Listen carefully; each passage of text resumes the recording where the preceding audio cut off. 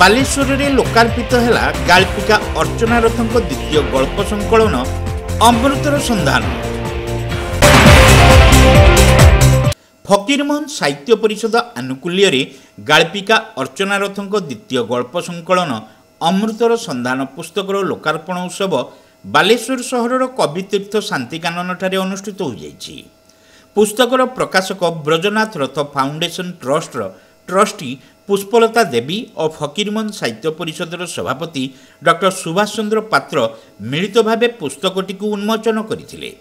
परे आयोजित सभारे डॉक्टर पात्र पौरोहित्य करने सहित गाल्पिका रथों रचना माध्यम कवि ब्रजनाथ रथों उपस्थिति को अनुभव करिथिले।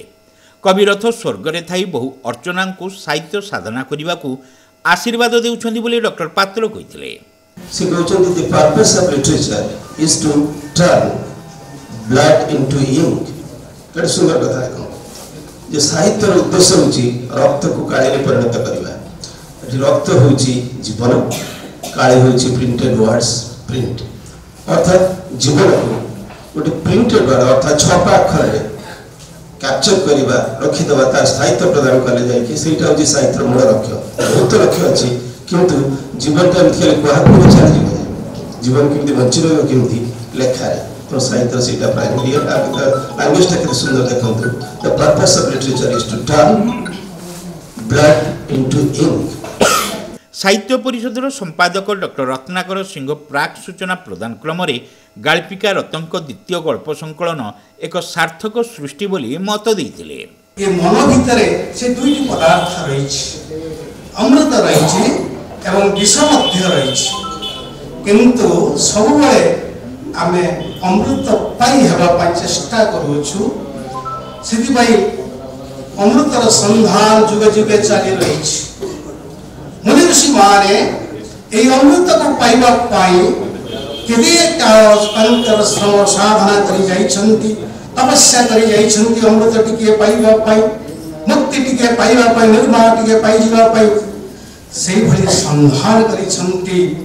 हमर गाल्पिका अर्चना रथ महोदय तांकर ए गल्प पुस्तक रे कवि कालीकिंकर दास और डॉक्टर शिरीष चंद्र जेना पुस्तकटीर समीक्षा करथिले। गाल्पिका रथों प्रत्येक गल्प जीवनर वास्तव प्रतिछवि भावे उपस्थापित होइछि। अमृतर सन्धान, सावित्री, जाहाकु रखिबे अनंत, असमाहित प्रश्न प्रभृति गल्प पाठकों दरदी हृदय को विगलित करिवो। सबु गल्प भितरे समाज को सठिक भाव में अध्ययन करिबारे गाल्पिका धुरीणता देखाइछन्ति बोली कवि श्री दास कहिथिले। सेहीपरि पुस्तक रे स्थानित मनछुआ गल्प पाठकों को आदौ निराश करिबो नाही बोली डॉक्टर जेना मत रखिथिले। पुस्तकर नाम अमृतर सन्धान खूब वास्तववादी और प्रेरणादायी होइछि बोली से कहिथिले। गाल्पिका अर्चना रथ एथिरे उपस्थित रही निजर लेखकीय अनुभूति वर्णना करिथिले। वास्तव जीवन रे निजस्व अनुभव सह व्यथा देइथिबा वेदना को गल्प माध्यम रे प्रकाश पई प्रयास करिथिबा से कहिथिले। ओडिया साहित्य केमिति काहिकी मो कलम मुनरे एक सुरक्षित स्थान जमई बसिछि मु निजे भी जाने।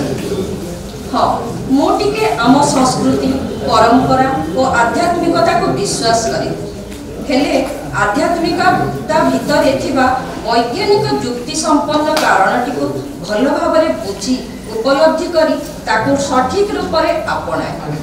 सेथिपाई मो गल्प एवं कवितारे आध्यात्मिक चिंताधारार भाव सुस्पष्ट।